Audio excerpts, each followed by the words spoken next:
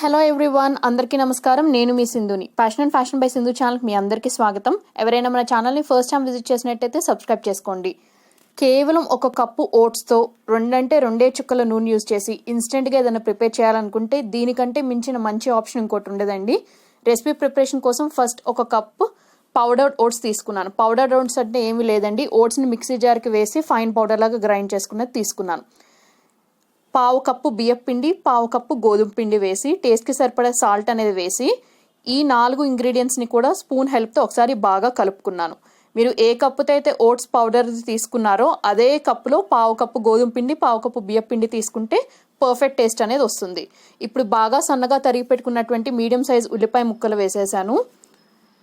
మీరు తినే ఘాటుకు తగినట్టుగా పచ్చిమిర్చి అనేది తీసుకోండి. నేను తీసుకున్న మిర్చి అనేది బాగా స్పైసీగా ఉంది, అందుకని నేను 2 పచ్చిమిర్చిని వీలైనంత సన్న ముక్కలుగా తరిగి వాటిని వేసేసాను.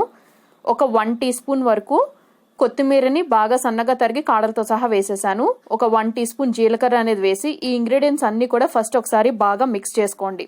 మిక్స్ చేసుకున్న తర్వాత వాటర్ అనేది కొద్దిగా పోసుకుంటూ ఈ ఇంగ్రీడియంట్స్ అంతా కూడా ఒక స్టిఫ్ డౌ అంటే పిండి ముద్ద వచ్చేలాగా కలుపుకోవాలి. ఇక్కడ చూపిస్తున్నాను చూడండి, నేను 1 ఫుల్ కప్తో వాటర్ అనేది తీసుకున్నాను. నాకు ఈ పిండి మొత్తం కలపటం అయ్యేసరికి నాకు కేవలం 3/4 కప్ ఆఫ్ వాటర్ మాత్రమే అవసరం పడ్డాయి. సో మీరు వాటర్ అనేది చాలా కొద్దిగా యూజ్ చేస్తూ కలుపుకోండి. మనం ఓట్స్ని మెయిన్ బేస్గా యూజ్ చేసాం కాబట్టి పిండి అనేది మనకి జిగురుగానే ఉంటుంది. మీరు పిండి జిగురుగా ఉంది కదా అని ఎక్సెస్ వాటర్ అనేది పొయ్యొద్దు, రెసిపీ ప్రిపరేషన్ అనేది కుదరదు.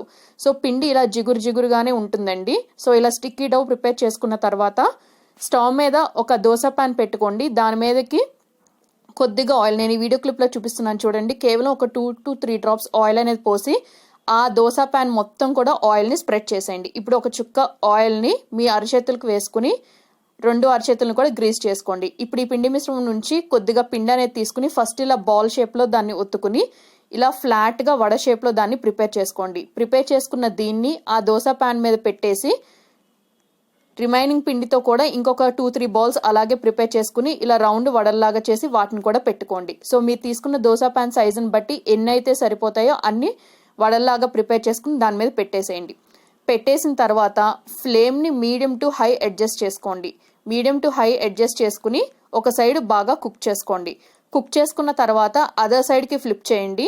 మీరు each and every vada prepare చేసేటప్పుడు మీకు చేతులకు కనుక అది బాగా బంకగా అంటుకుంటున్నట్టయితే అవసరం తగినట్టు ఒక 1 డ్రాప్ ఆయిల్ అనేది వేసుకుంటే మీకు స్మూత్గా ఈ ప్రిపేర్ చేసుకున్న వడ అనేది అరచేతుల నుంచి రిమూవ్ చేయడానికి ఈజీగా ఉంటుంది.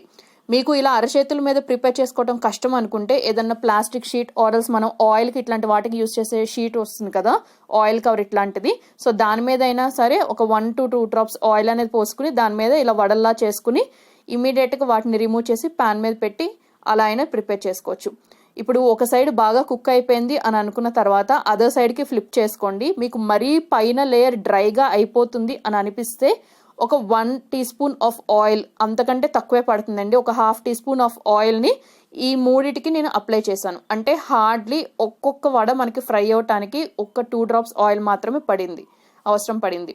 సో ఇలా 2 సైడ్స్ కూడా లైట్ గోల్డెన్ బ్రౌన్ కలర్ వచ్చిన తర్వాత ఏదైనా సర్వింగ్ ప్లేట్లోకి డిష్ అవుట్ చేసేసుకోండి. వీటిని యాజ్ ఇట్ ఈస్ ఇలా తిన్నా బాగుంటాయి, లేదా మీకు నచ్చిన ఏ చట్నీతో సర్వ్ చేసుకున్నా బాగుంటాయి. పిల్లలకైతే చట్నీ అయినా ఇచ్చినా పర్వాలేదు, లేదా టొమాటో కెచప్తో సర్వ్ చేసినా చాలా ఇష్టంగా తినేస్తారు. సో ఓట్స్తో ఈసారి ఇలా చాలా తక్కువ ఆయిల్ యూజ్ చేసి ఇన్స్టెంట్గా అప్పటికప్పుడు బ్రేక్ఫాస్ట్కైనా స్నాక్స్కైనా ఈ రెసిపీని ట్రై చేసి చూడండి. డెఫినెట్లీ ఇంట్లో అందరికీ నచ్చుతుంది.